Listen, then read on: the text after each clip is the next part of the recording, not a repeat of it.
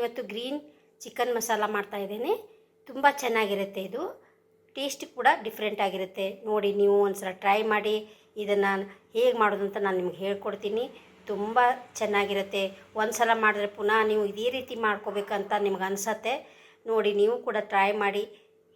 ಇದನ್ನು ಹೇಗೆ ಮಾಡೋದಂತ ನಾನು ನಿಮಗೆ ಹೇಳ್ಕೊಡ್ತೀನಿ. ಬನ್ನಿ. ಇವಾಗ ನಾನಿಲ್ಲಿ ಚಿಕನ್ ಗ್ರೀನ್ ಮಸಾಲ ಮಾಡೋದಕ್ಕೆ ಇಲ್ಲಿ ಸ್ವಲ್ಪ ಕೊತ್ತಂಬರಿ ಸೊಪ್ಪು ತೆಗೆದುಕೊಂಡಿದ್ದೇನೆ, ಒಂದು ಟೊಮೆಟೊ ಮೀಡಿಯಮ್ ಸೈಜು, ಆಮೇಲೆ ಒಂದು ಈರುಳ್ಳಿ ಕಟ್ ಮಾಡಿ ಇಟ್ಕೊಂಡಿದ್ದೇನೆ, ಮತ್ತು ಸ್ವಲ್ಪ ಕಾಯಿ ತುರಿ ತೆಗೆದುಕೊಂಡಿದ್ದೇನೆ. ನಿಮ್ಮ ಕ್ವಾಂಟಿಟಿ ಎಷ್ಟಿದೆ ನೋಡಿ ನೀವು ತೆಗೆದುಕೋಬೋದು. ಇಲ್ಲಿ 4 ನಾನು ಹಸಿಮೆಣಸು ತೆಗೆದುಕೊಂಡಿದ್ದೇನೆ. ಖಾರಕ್ಕೆ ಅನುಗುಣವಾಗಿ ನೀವು ತೆಗೆದುಕೊಳ್ಳಿ. ಜಾಸ್ತಿ ಮಾಡ್ಕೊಳ್ಳಿ. ನಿಮಗೆ ಜಾಸ್ತಿ ಖಾರ ಬೇಕಂದರೆ ಜಾಸ್ತಿ ತೆಗೆದುಕೊಳ್ಳಿ, ಕಡಿಮೆ ಬೇಕಂದ್ರೆ ಕಡಿಮೆ ತೆಗೆದುಕೊಳ್ಳಿ. ಇಲ್ಲಿ ನಾನು 1 ಸ್ಪೂನಷ್ಟು ಧನಿಯಾ ತೊಗೊಂಡಿದ್ದೀನಿ, ಸ್ವಲ್ಪ ಕಸ್ತೂರಿ ಮೆಂತಿ, 2 ಏಲಕ್ಕಿ, ಒಂದು 10 ಲವಂಗ ಮತ್ತು ಒಂದು ಚಿಕ್ಕದಾದ ಒಂದು ಚಕ್ಕೆ ತುಂಡು ತೆಗೆದುಕೊಂಡಿದ್ದೀನಿ. ಸ್ವಲ್ಪ ಹುಣಸೆಹಣ್ಣು ಮತ್ತು ಒಂದು ದೊಡ್ಡ ಗಡ್ಡೆ ಬೆಳ್ಳುಳ್ಳಿ ತೆಗೆದುಕೊಂಡಿದ್ದೀನಿ ನಾನು. ಇವೆಲ್ಲ ನಾವು ಮೊದಲು ಫ್ರೈ ಮಾಡ್ಕೋಬೇಕು. ನೋಡಿ, ಇಲ್ಲಿ ನಾನು ಒಂದು ಪಾತ್ರೆನ ಇಟ್ಕೊಂಡಿದ್ದೇನೆ ಒಲೆ ಮೇಲೆ. ಇದಕ್ಕೆ ನಾನು ಸ್ವಲ್ಪ ಎಣ್ಣೆನ ಹಾಕೋತಾ ಇದ್ದೇನೆ. ಒಂದು 2 ರಿಂದ 3 ಸ್ಪೂನ್ ಹಾಕಿದರೆ ಸಾಕು.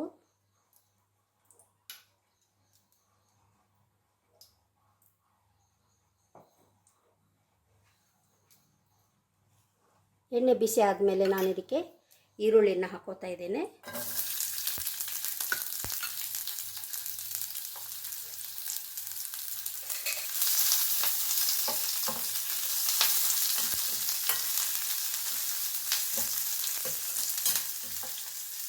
ಕಡಿಮೆ ಸಾಮಾನಲ್ಲಿ ನಾವು ಇದನ್ನು ಮಾಡ್ಕೋಬೋದು. ತುಂಬ ಚೆನ್ನಾಗಿರುತ್ತೆ. ನೀವು ಕೂಡ ಟ್ರೈ ಮಾಡಿ ನೋಡಿ ಒಂದ್ಸಲ. ಈರುಳ್ಳಿ ಫ್ರೈ ಆಗ್ತಾ ಇದೆ ಇವಾಗ.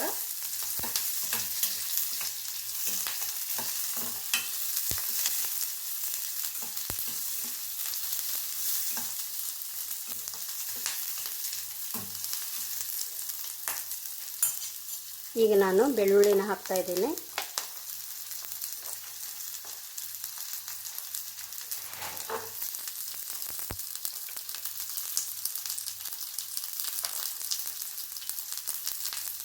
ಮತ್ತು ಟೊಮೆಟೊ ಕೂಡ ನಾನು ಇವಾಗ ಹಾಕೋತಾ ಇದ್ದೀನಿ.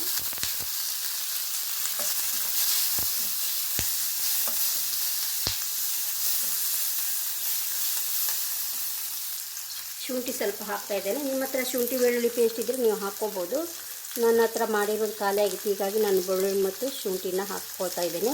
ಫ್ರೆಶ್ ಆಗಿ ಮಾಡಿಕೊಂಡ್ರೆ ಟೇಸ್ಟ್ ತುಂಬ ಚೆನ್ನಾಗಿರುತ್ತೆ.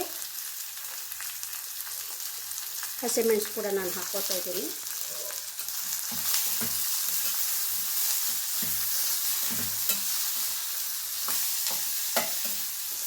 ನಾನು ತೆಂಗಿನ ತುರಿ ಕೂಡ ಹಾಕ್ಕೋತಾ ಇದ್ದೀನಿ.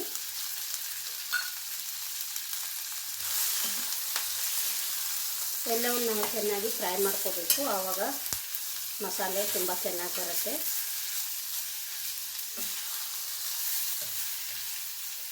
ಏಲಕ್ಕಿ ಮತ್ತು ಧನಿಯಾ ಕೂಡ ಹಾಕೋತಾ ಇದ್ದೀನಿ. ಕಸ್ತೂರಿ ಮೆಂತಿ ಸಹ ನಾನು ಇವಾಗ ಹಾಕೋತಾ ಇದ್ದೀನಿ. ಎಲ್ಲವನ್ನು ನಾವು ಚೆನ್ನಾಗಿ, ಹುಣಸೆಹಣ್ಣು ಕೂಡ ಹಾಕೋತಾ ಇದ್ದೀನಿ. ಅದೇ ರೀತಿ ಕರಿಬೇವು ಸೊಪ್ಪು.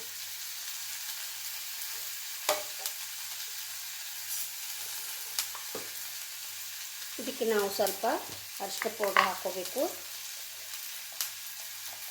ಒಂದು ಅರ್ಧ ಸ್ಪೂನಷ್ಟು ಹಾಕ್ಕೋತಾ ಇದ್ದೀನಿ ನಾನು.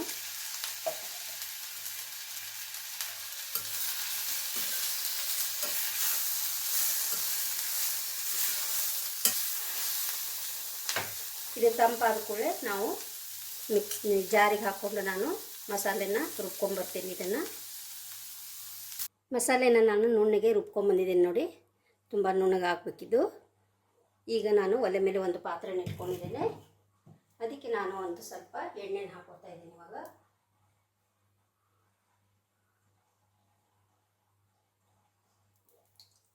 ಒಂದು 2 ಸ್ಪೂನು ಎಣ್ಣೆ ಹಾಕ್ಕೊಂಡಿದ್ದೀನಿ ನಾನು.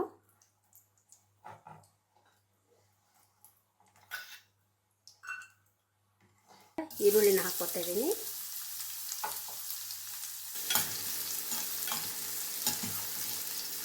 ನೋಡಿ, ಇವಾಗ ನಾನು ಸ್ವಲ್ಪ ಕಸ್ತೂರಿ ಮೆಂತಿ ಹಾಕ್ತೇನೆ. ಮಸಾಲೆ ಮಾಡುವಾಗ ನಾನು ಸ್ವಲ್ಪ ಹಾಕ್ಕೊಂಡಿದ್ದೆ, ಇವಾಗ ಒಂದು ಸ್ವಲ್ಪ ಹಾಕ್ಕೊಂಡಿದ್ದೀನಿ.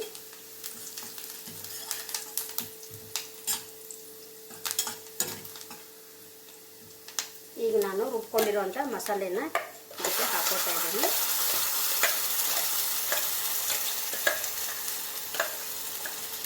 ಚೆನ್ನಾಗಿ ಮಿಕ್ಸ್ ಆಗಬೇಕು.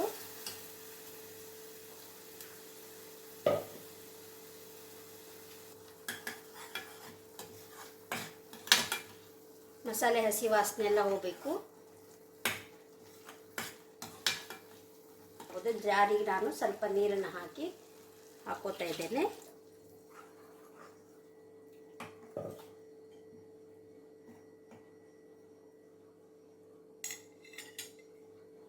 ಮಸಾಲೆ ಕುದೀತಾ ಇದೆ. ಈಗ ನಾನು ರುಚಿಗೆ ತಕ್ಕಷ್ಟು ಉಪ್ಪನ್ನು ಹಾಕೋತೀನಿ.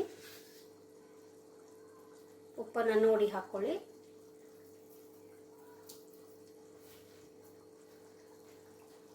ಈಗ ನಾನು ಚಿಕನ್ ಹಾಕೊಳ್ತಾ ಇದ್ದೀನಿ.